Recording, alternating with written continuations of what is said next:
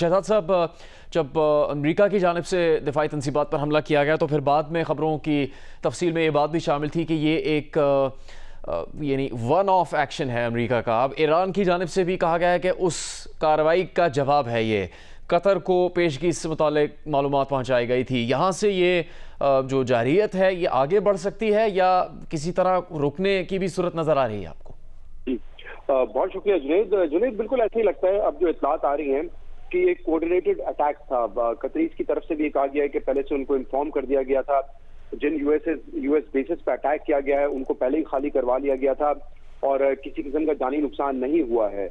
Although Qatar ने और Saudi अरब ने इसको कंडेम जरूर किया है, बट ऑब्वियसली ईरान का मौक़िफ़ ये है कि हमने इन दोनों ममालिक की सॉवरेनिटी को वायलेट नहीं किया है, हमने यहाँ जो यूएस एयर बेसिस हैं उन पर अटैक किया है। बट मैं अभी देख रहा हूँ, एक तो दो चीजें मैं आपको बताता हूँ। एक तो कुछ पोस्ट अभी ये भी आ रहे हैं कि व्हाइट हाउस ने CNN को ये बताया है कि अब डोनाल्ड ट्रंप का कोई इरादा नहीं है इस मामले को फर्दर एस्केलेट करने का। तो जैसे आपने कहा था कि जब न्यूक्लियर जो फैसिलिटीज हैं उन पर अटैक किया अमेरिका ने, उन्होंने कहा वन ऑफ अटैक है, लेकिन ईरान ने कहा था उसका जवाब देंगे। ईरान ने अब एक कोऑर्डिनेटेड अटैक किया है कतर पर भी और इसके अलावा इराक के जो बेसिस है वहां पर भी। तो ऐसा लगता है कि यह मामला डी एस्केलेशन की तरफ जाएगा। और वेरी इंटरेस्टिंगली जुनैद, जिस वक्त ये मामला हम देख रहे थे, जब ये रिपोर्ट हो रहा था कि मिसाइल जो है वो फायर किए गए हैं, तो उस वक्त इंटरनेशनल मार्केट में जो ऑयल प्राइसेस हैं उन्होंने डिप करना नीचे आना शुरू कर दिया। तकरीबन 4, साढ़े 4 से $5 अगर आप देखें तो ब्रेंट ऑयल इस वक्त नीचे आया है, अब तकरीबन $71 पर आ गया, जो कि $80 तक भी चला गया था। तो जब ये लग रहा था कि ये मामला एस्केलेट करेगा और ऑब्वियसली ईरान के पास भी जखायर है और अगर पूरी दुनिया में खासतौर पर स्ट्रेट ऑफ हॉर्मुज़ को बंद कर दिया जाता, तो ये एक एक्सपेक्टेशन थी कि ऑयल प्राइसेस बढ़ेंगी, क्योंकि जो भी आपका ट्रांसपोर्टेशन का निजाम है जो समंदर के थ्रू होता है वो उसमें खलल आएगा। लेकिन अब ऐसा नहीं हो रहा। जैसे ये अटैक्स हुए हैं तो उसके बाद इंटरनेशनल ऑयल प्राइसेस नीचे गई है। इसका मतलब ये एक्सपेक्ट किया जा रहा है कि ये क्लोजर हो सकता है, यानी कि जो हमला यूएस की तरफ से किया गया उसका जवाब ईरान ने दे दिया। अलबत्ता जो एक जंग का आगाज इसराइल ने किया था ईरान के ऊपर, और ईरान ने उसके जवाबी मेरे ख्याल से 20 या 20 से ज्यादा उन्होंने अटैक किए हैं टुवर्ड्स इसराइल, वो सिलसिला रुकेगा या नहीं रुकेगा ये कहना अभी कबल वक्त है। गालिबन वो शायद सिलसिला जारी रहे, लेकिन जो अमेरिका का ये एक अटैक था on the basis on the nuclear programme, nuclear facilities of Iran, और उसका जवाब आ गया, लगता है कि ये वाली साइड पे हम मजीद एस्केलेशन नहीं देखेंगे। बहुत शुक्रिया। शहजाद इकबाल बात कर रहे थे जियो की इस खुसूसी नशियात में। कतर पर ईरानी हमले के बाद आलमी मंडी में खाम तेल की कीमत 5.25% गिर गई। ब्रेंट खाम तेल की कीमत $72.97 फी बैरल पर आ गई है। WTI $69.96 फी बैरल पर आ गया है। आलमी मंडियों में तेल की बढ़ती कीमतों पर इससे पहले अमरीकी सदर ट्रंप ने तेल की कीमतें कम रखने का मुतालबा किया था। सोशल मीडिया पर उन्होंने बयान दिया और कहा कि हर कोई तेल की कीमतों को कम रखे, वो इस सारे मामले को देख रहे हैं। अमरीकी सदर डोनाल्ड ट्रंप ने अपने बयान में कहा कि आप दुश्मन के हाथों में खेल रहे हैं, ऐसा ना करें। इसके साथ ही ट्रंप ने अमरीकी महकमा तवानाई को मज़ीद तेल निकालने की हिदायत भी की थी। कुछ इक़दामात जो इनके बारे में जिक्र कई दिन से किया जा रहा है कि ईरान क्या इक़दामात कर सकता है, अमरीकी कार्रवाई का जवाब दिया जाएगा। इसके अलावा ईरानी पार्लियामेंट की जानिब से आबनाए हुर्मुज़ को बंद करने की मंजूरी दी गई थी, लेकिन इसके हवाले से हतमी फैसला नहीं किया गया। इस पर अमरीकी वज़ीर ख़ारजा मार्को रूबियो का बहुत ही सख्त रद्दअमल सामने आया था। उनका कहना था कि अगर ईरान की जानिब से इक़दाम किया जाता है तो फिर अमरीका और दीगर ममालिक की जानिब से बहुत ही शदीद रद्दअमल आएगा। मार्को रूबियो ने यह भी कहा कि चीन को भी चाहिए कि वो ईरान को इससे मुतालिक आगाह करे कि आबनाए हुर्मुज़ बंद करने से क्या नुकसान हो सकते हैं। शहजाद साहब, एक तो आपने तेल की कीमतों का जिक्र किया, फिर स्टॉक मार्केट्स में भी क्या रुझान देखा गया पिछले 2 दिन में, वो भी आपके सामने है। मईशत को भी आप समझते हैं, इस पर एक माहिराना राय रखते हैं। ये फैसला ईरान की जानिब से यानी एक रद्दअमल के तौर पे तो हो सकता है कि उनकी पार्लियामेंट ने मंजूरी दी कि आबनाए हुर्मुज़ को बंद किया जा सकता है, लेकिन अमली तौर पर अगर ईरान ऐसा करता है तो वो ममालिक भी मुतासिर होंगे जिनके उसके साथ दोस्ताना ताल्लुकात हैं। उनके पार्लियामेंट ने, ईरान के पार्लियामेंट ने तो इसकी मंजूरी दे दी है, लेकिन वहाँ पे आला सतह पे इसका फैसला होता है या नहीं होता, इस पर अभी तक लोगों की मुख्तलिफ आ रहा है। लेकिन ईरान के अपना नुकसान के साथ साथ जो उसकी नेबरिंग कंट्रीज हैं, खासतौर पर मशरिक़ वस्ता में, उनका नुकसान होगा। तकरीबन 20% अगर हम कहते हैं कि ऑयल का ट्रेड सूट के जरिए होता है, और ऑब्वियसली चाइना ऑयल का सबसे बड़ा बायर है, सबसे बड़ा इंपोर्टर है, उनका बड़ा नुकसान होगा। इसलिए यूएस ये चाहता है कि चाइना भी ईरान को ऐसा कोई भी इकदाम उठाने से रोके। तो अभी तक ये लगता है कि शायद मुश्किल है इस मैच पे जाएं, क्योंकि इससे पहले भी अगर आप देखें जो अमेरिका की तरफ से या इसराइल की तरफ से जारियत हुई है, चाहे कासिम सुलेमानी का मामला हो, चाहे इस्माइल हानिया का मामला हो, उसके बाद किसी भी पॉइंट पे उन्होंने इसको स्ट्रेट ऑफ हॉर्मुज़ को बंद करने का नहीं सोचा है। तो अभी गौर किया जा रहा है, लेकिन मेरे ख्याल से एक बहुत ज्यादा एक्सट्रीम स्टेप होगा, क्योंकि इससे पूरी दुनिया की जो तजारत है वो मुतासर होगी, खासतौर पे जो ऑयल की तजारत है वो मुतासर होगी। तो इस पे फैसला तो नहीं है, लेकिन ये अनलाइकली लगता है। लेकिन अदरवाइज अगर आप देखें, जो मैं बता रहा था कि ऑयल प्राइसेस नीचे आ रही है, ये तो यही इंडिकेट कर रही है कि शायद क्योंकि अब ईरान ने कहा था कि हम जवाबी हमला करेंगे, एक उन्होंने कोऑर्डिनेटेड हमला किया एयर बेसिस पे जो कि कतर में मौजूद है। तो उसके बाद यूएस की तरफ से भी जिस किस्म के स्टेटमेंट आ रहे हैं, अभी मैं कुछ पोस्ट देख ही रहा था एक्स पर, तो वो तो ये इम्कान जाहिर कर रहे हैं कि शायद यूएस भी यहाँ से सिचुएशन को मजीद एस्केलेट ना करे। तो अगर ये एस्केलेशन नहीं होती तो कम से कम जो ये खतरा था कि यूएस एक फुल ब्लोन वॉर में इन्वॉल्व हो सकता है विद ईरान, उसका जो खदशा है वो कम हो जाएगा।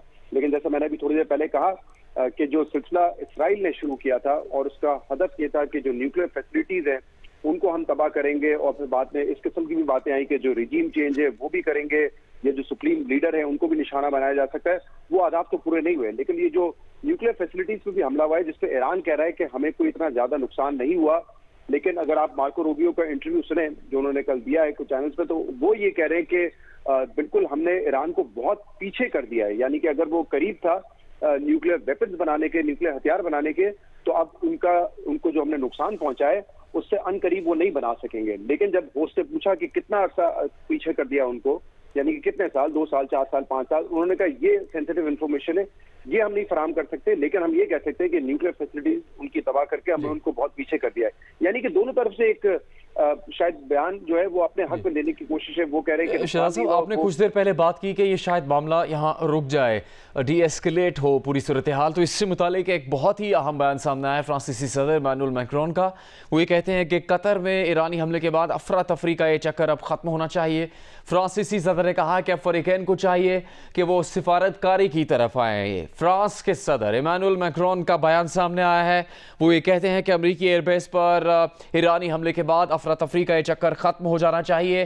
फ्रांसीसी सदर ने कहा है कि अब फरीकैन को चाहिए कि वो सिफारतकारी की तरफ आए। इससे पहले जिनेवा में ईरान के वज़ीर ख़ारजा से मुलाकात और मुज़ाकरात करने वाले नुमाइंदों में फ्रांस के नुमाइंदे भी अब शामिल थे। बरतानिया, फ्रांस और जर्मनी के वज़ीर ख़ारजा ने उन्होंने इब्तिदा में उनसे बात की थी, लेकिन उसके बाद अमेरिका की जानिब से ईरानी तनसीबात को हमले का निशाना बनाया गया, जिसके बाद अब ईरान की जानिब से जवाबी कार्रवाई की गई है। शहजाद साहब, इमानुएल मैक्रोन का ये बयान कि सिफारतकारी की तरफ आना चाहिए फरीकैन को, क्या कोई असरअंदाज हो सकेगा इस मजमूई सूरत हाल पर?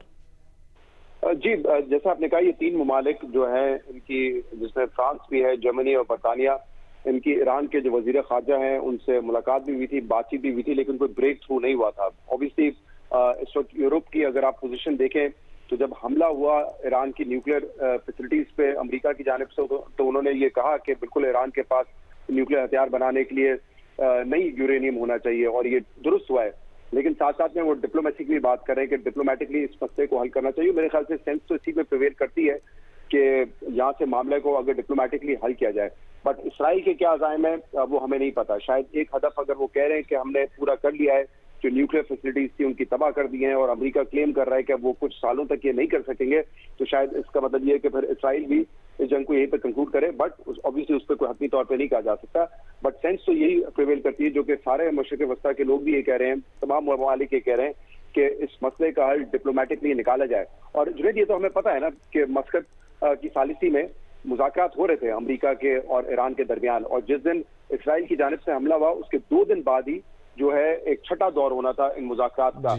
और अभी भी आप देखें, ये जो मीटिंग हुई जिसमें यूरोपियन ममालिक के वज़ीर ख़ारजा थे और ईरान के वज़ीर ख़ारजा थे, उनकी मीटिंग जब तय थी तो जब मीटिंग हुई उसके अगले दिन जो है वो अमेरिका ने अटैक कर दिया। यानी कि जब भी मुज़ाकरात कुछ करीब हो रहे होते हैं तो हम देखते हैं कि एस्केलेशन की जाती है।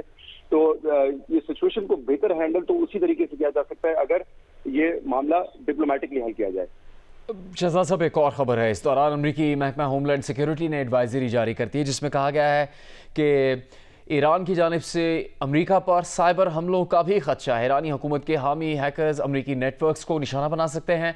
अमेरिकी हुकाम के मुताबिक एक्टिविस्ट ग्रुप कमज़ोर नेटवर्क्स और इंटरनेट से मुंसलिक आलात को निशाना बना सकते हैं। क्या शहजाद साहब, इसका मतलब ये हो सकता है कि ईरान ने जो ऐलान किया कि अगर अमेरिका ने हमारी तनसीबात को निशाना बनाया है तो फिर हम उसका जवाब देने का हक महफूज रखते हैं, तो मज़ीद इकदाम की भी तवक्को उनसे की जा सकती है?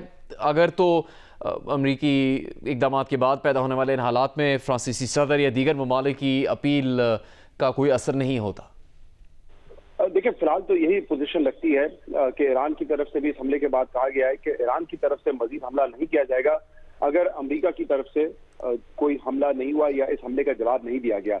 और मेरे ख्याल से पोजीशन इस वक्त जो हमारे सामने अमेरिका की आ रही है वो भी यही आ रही है कि डोनाल्ड ट्रंप जो है वो फर्दर मिलिट्री इंटरवेंशन रीजन में नहीं चाहते हैं। यानी कि अमेरिका तो शायद इस मामले को यहीं पे सेटल करना चाहता हो। वो कहते हैं कि हमारे जो आदात थे हमने अचीव कर लिए। अमेरिका ऑब्वियसली ये भी क्लेम करेगा कि उनके जो यूएस बेसिस थे उस पर कोई ज्यादा उनको नुकसान नहीं हुआ है। ऑलरेडी जो कतर की तरफ से स्टेटमेंट आया उसमें उन्होंने बताया है कि कोई जानी नुकसान नहीं हुआ है, बल्कि इनफैक्ट मैं अभी जो इंटरनेशनल चैनल देख रहा था जैसे अल जजीरा, तो वहां पे जो रिपोर्टर थी अल जजीरा की दोहा में, उन्होंने तो ये बताया और कुछ विजुअल्स भी दिखाए कि जो जितने भी मिसाइल्स आए थे ईरान की तरफ से उनको इंटरसेप्ट कर लिया गया और कुछ जगहों पे जो गिरे हैं वो फिर ऑब्वियसली उसके जो पुर्जे हैं मिसाइल्स के वो गिरे हैं, लेकिन कोई ऐसी विजुअल्स नहीं देखे गए जहां पे आपको हिट होता हुआ नजर आए कि मिसाइल गिरा है और तबाही हुई है। वैसे ही आपको पता है कि कतर की जो पॉपुलेशन है वो बहुत कम है, 25 लाख का मुल्क है। हार्डली शायद 7 लाख लोग जो है वो दोहा में रहते हैं और एक छोटा, अगर रकबे के हवाले से भी देखा जाए तो एक छोटा मुल्क है। तो वहां पे अगर इस किस्म की तबाही होती, कोई डैमेजेस होते तो उसके विजुअल्स फौरन सामने आ जाते। और इवन ये जो बेस है, जिस बेस को हमला, जिस पे अटैक किया गया यूएस बेस, ये जो सेंट्रल एरिया है दोहा में, उससे तकरीबन 50 से 60 किलोमीटर दूर है। तो इतना कोई बड़ा मुल्क नहीं है कि इसके अगर कोई बहुत बड़ा नुकसान हुआ होता तो मेरे ख्याल से उसके फुटेजेस वगैरह आ जाते। इनफैक्ट जो मीडिया है वहां पे, यही दोहा के जो रिपोर्टर्स हैं वो यही क्लेम कर रहे हैं कि जो जितने भी मिसाइल आए थे उनको इंटरसेप्ट कर लिया गया था हवा में। शहजाद साहब, ईरान का भी मजीद रद्द-ए-अमल सामने आया है। ईरानी हुकाम ये कह रहे हैं कि ईरान इतना दानिशमंद है कि जाहरे को सजा देने के बाद सिफारतकारी शुरू करे। ईरानी हुकाम ने कहा कि अगर ये लोग मुज़ाकरात चाहते हैं तो इसराइल और अमेरिका के हमले बंद होने चाहिए। ये जायज़ है मुतालबा ये ईरान का?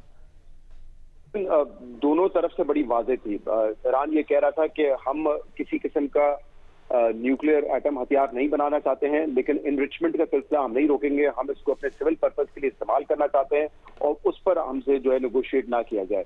लेकिन जो डिस्कशंस यूएस के साथ हो रही थी और इसराइल का जो मुतालबा था वो ये था कि सिविल जो प्रोग्राम है उसकी भी इजाजत नहीं होनी चाहिए और वो इनरिचमेंट का जो प्रोसेस है उसको रोकें। और ईरान ये मानने के लिए तैयार नहीं था। लेकिन जब इसराइल की तरफ से अटैक हुआ तो इसके बाद जो डोनाल्ड ट्रंप के या दीगर लोगों के बयानात आ रहे थे वो तो मुकम्मल सरेंडर चाह रहे थे। ईरान जो है वो मुकम्मल सरेंडर करे अब तो फिर बातचीत उनसे हो सकती है, लेकिन ईरान ने ऐसा नहीं किया। जैसे मैंने कहा 20 से ज्यादा मरतबा जो है वो अटैक लॉन्च कर चुके हैं टुवर्ड्स इसराइल। और इसराइल के हमने देखा है कि बहुत सारे ऐसे विजुअल्स आए हैं जहाँ पे उनका जो एयर डिफेंस सिस्टम था उसको पेनिट्रेट करके मिसाइल्स जो हैं वो तल अवीव में गिरे हैं, लोगों को हिट किया है, हलाकतें वहां पे हुई हैं, डैमेजेस हुए हैं। ये ऑब्वियसली उनके लिए भी एक कंसर्न है। देखें, ये तो कहा जा सकता है कि ईरान की जो टॉप मिलिट्री ब्रास थी उसको पहले ही अटैक में पहले ही दिन इसराइल ने मार दिया, लेकिन ईरान इस किस्म का डैमेज नहीं कर सका। लेकिन ईरान ने फिर भी जो डैमेज किया है वो इसराइल और इसराइलियों की एक्सपेक्टेशन से बियॉन्ड है। क्योंकि देखिए, जब भी होता है, जैसा इंडिया पाकिस्तान का मामला था, इंडिया के लीडर्स ने, नरेंद्र मोदी ने, बीजेपी ने अपने लोगों को इस तरीके से तैयार किया था कि अगर पाकिस्तान पे हमला करेंगे, पाकिस्तान तो जवाब देने का काबिल ही नहीं है, उनकी इकोनॉमी इतनी वीक है, वहां पे सियासी इशूज है, वो रिस्पॉन्ड ही नहीं करेंगे। वो एक्सपेक्टेशन थी। लेकिन पाकिस्तान ने जब अटैक किया, रिटेलिएट किया, तो यानी कि उनकी एक्सपेक्टेशन के बरक्स था। और इसीलिए वहां की आवाम उनसे सवाल कर रही थी कि आपने तो ये कहा था कि पाकिस्तान तो अटैक करने की हिम्मत ही नहीं रखता, लेकिन उन्होंने तो हमारे जहाज गिरा दिए। सिमिलरली जो इसराइल का एक मौक़िफ़ था कि हमारा आयरन डोम सिस्टम जो है वो इतना स्ट्रांग है कि अगर ईरान अटैक करता भी है जैसे माजी में किए तो वो पेनिट्रेट नहीं करेंगे, उससे अवाम को या तल अवीव में नुकसान नहीं पहुंचेगा। लेकिन ऐसा नहीं हुआ है, मिसाइल हिट किए हैं। आप ये बहस कर सकते हैं कि वहां का जो मिलिट्री ब्रास था ईरान की तरह उसको तो नहीं मारा गया, या उनके जो तमाम डिफेंस सिस्टम है या जो मिसाइल सिस्टम है उसको नहीं तबाह किया गया, लेकिन बहरहाल इसराइल की आवाम जो है वो हमें परेशान नजर आई है। और ये एक फर्क भी होता है।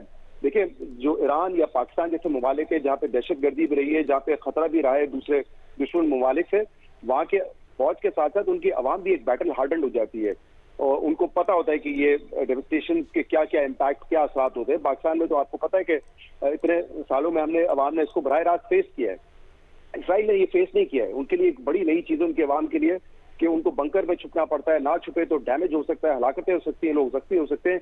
ये उन्होंने फर्स्ट टाइम फेस किया और ये फेयर उनका बाकायदा नजर भी आ रहा था। जी, मुत्तहदा अरब अमारात ने भी कतर के अल उदैद बेस पर ईरान के हमले की मजम्मत की है। इससे पहले कतर और सऊदी अरब ने भी कतर में अमरीकी अड्डे पर ईरानी हमले की मजम्मत की थी। अमाराती हुकाम ने कहा कि ईरानी हमला कतर की खुद मुख्तारी और फ़िज़ाई हदूद की खुली खिलाफ वर्जी है। ईरानी हमला अक़वाम मुत्तहिदा के चार्टर और बैन अल-अक़वामी क़वानीन की खिलाफ वर्जी है। अमाराती वज़ारत ख़ारजा ने कहा कि हम कतर के साथ मुकम्मल यकजहती का इज़हार करते हैं। कतर के शहरियों और रिहायशियों के तहफ़्फ़ुज़ के लिए हमारा पुख्ता अज़्म है। फ़ौजी कशीदगी को फ़ौरी तौर पर रोकने की ज़रूरत है। शहजाद साहब, आखिरी चंद अहम बातें ये कि ईरान की जानिब से ये भी हालिया चंद घंटों में कहा गया कि अगर इस तरह की जारियत उसके ख़िलाफ़ की जाएगी तो फिर वो NPT का दस्तखती मुल्क भी क्यों रहे, उस मेंबरशिप से भी हट जाना चाहिए। और जब वो उनका मौक़िफ़ ये है कि अगर न्यूक्लियर बम बनाया नहीं, उसके बावजूद उनके मुल्क के ऊपर हमले किए जा रहे हैं या उसको जारियत का निशाना बनाया जा रहा है, तो फिर उनके लिए फ़र्क क्या है? बना लेने के अमल को जारी रखने के अलावा या पुरअमन रहने में भी उनके साथ ये सलूक किया जा रहा है, तो इसमें भी ये ख़तरा मौजूद रहेगा कि ईरान के मौक़िफ़ में भी जारियत बढ़ सकती है? मैंने कई जो ईरानी एनालिस्ट हैं जो आकर मुख्तलिफ चैनल्स पे बात कर रहे हैं, उनका तज्जिया सुना है और वो इस कंक्लूजन पे पहुंचे हैं कि इस हमले के बाद जो इसराइल ने और फिर अमेरिका ने किया है, तो ये ऐन मुमकिन है कि ईरान जो है अब वो मजीद पेशरफ्त करे यूरेनियम इनरिचमेंट में और कोशिश करे कि उसके पास न्यूक्लियर वेपन मौजूद हो ताकि आइंदा वो अपना दिफा कर सके और उनके पास एक डिटरेंस मौजूद हो। ये राय है उनकी कि ये मुमकिन है कि इस तरफ हो। ऑब्वियसली आलमी दुनिया की जितनी नजर है इस पर और जितना प्रेशर है, ये करना उनके लिए आसान तो नहीं होगा इस दौर में, लेकिन बहरहाल ये एक राय मौजूद है कि शायद जैसे आपने कहा कि हमला तो वैसे भी हो गया, वो क्लेम कर रहे थे कि हम तो एक सिविल न्यूक्लियर प्रोग्राम चला रहे हैं, हमारा कोई इरादा नहीं हथियार बनाने का, लेकिन उसके बावजूद अगर अटैक हुआ है तो फिर अब ईरान को इस तरफ आगे बढ़ना चाहिए। दूसरी एक आरा जो कि बहुत ज्यादा इस वक्त सुनने में आ रही है वो यही है कि ईरान में क्योंकि वहाँ के माशी हालात, सियासी हालात जिस किस्म के थे, तो बहुत एक बड़ी तादाद अवाम की जो है वो उस रिजीम के खिलाफ थी, लेकिन क्योंकि अब वो एक विक्टिम है, वो समझते हैं कि इसराइल और यूनाइटेड स्टेट्स ने उनकी सरजमीन पे हमला किया है, उनके मुल्क पे हमला किया है, एक नेशनलिस्ट कौम है, एक ऐसी कौम है जो कि माजी में भी जंगों में रही है, तो वो जितना गुस्सा उनका रिजीम के खिलाफ था अब वो आहिस्ता आहिस्ता नीचे आ रहा है और वो यूनाइटेड नजर आ रहे हैं। आपने देखा जुम्मे के दिन भी वहाँ पे जब एहतजाज हुआ, एक प्रोटेस्ट हुआ, तो उसमें मुख्तलिफ जो है लोग मौजूद थे और वो रिजीम के हक में बात कर रहे थे, इसराइल और अमेरिका के खिलाफ बात कर रहे थे। इनफैक्ट रिजीम को वो पुश कर रहे थे कि आप भी उनके ऊपर जवाबी हमले करें। तो ये दो आरा मैं सुन रहा हूँ कि अब जो पॉलिटिकल एनालिस्ट हैं ईरान में, उनकी आ रही है कि एक तो रिजीम को जो खतरा था वो शायद अब खतरा कम हो गया है, जो इंटरनली उनको खतरा था, और दूसरा ये कि शायद अब एक सोच ये पाई जाएगी कि अगर पहले हम हथियार नहीं बना रहे थे तो हम अब हथियार बनाने की तरफ आगे जाए, लेकिन वो बहरहाल आसान नहीं हुआ। बहुत शुक्रिया आपका।